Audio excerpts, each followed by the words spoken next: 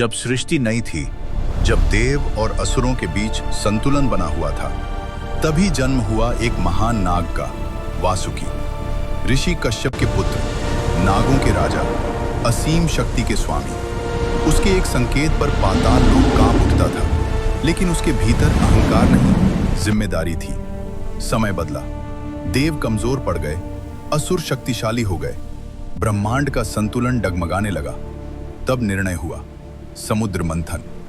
मंदर पर्वत को मथनी बनाया गया, पर समस्या थी, रस्सी कौन बनेगा? सन्नाटा छा गया।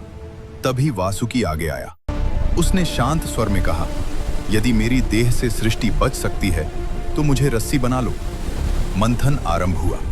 देव उसकी पूंछ खींच रहे थे, असुर उसके फन को पकड़े हुए थे। मंदर पर्वत घूम रहा था, समुद्र उफंड रहा था। हर खिंचाव के साथ वासुकी का शरीर जल रहा था। उसकी त्वचा छिल रही थी, पर वह रुका नहीं। वो जानता था, अगर वह रुका तो सृष्टि रुक जाएगी। अचानक समुद्र से निकला विष, इतना भयंकर कि आकाश काला पड़ गया, धरती कांप उठी। वह जहर वासुकी के मुख से निकल रहा था। उसका शरीर नीला पड़ने लगा। देव पीछे हट गए, असुर दूर भाग गए, वासुकी अकेला रह गया। तभी प्रकट हुए देवों के देव भगवान शिव। उन्होंने विष को अपने हाथों में लिया और उसे पी लिया। उनका कंठ नीला हो गया और वे कहलाए नीलकंठ। मंथन जारी रहा। अंततः अमृत निकला। देवों ने विजय पाई, पर किसी ने वासुकी से नहीं पूछा कि वह कैसा है। वह थका हुआ था, टूटा हुआ था, पर संतुष्ट था। तभी शिव आगे बढ़े। उन्होंने वासुकी को अपने गले में स्थान दिया।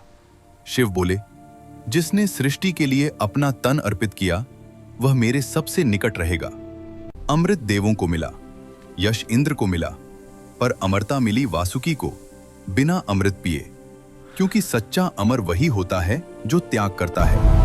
याद रखिए, ये ब्रह्मांड केवल नायकों से नहीं चलता, ये चलता है उन मौन बलिदानों से जिन्हें इतिहास अक्सर भूल जाता है।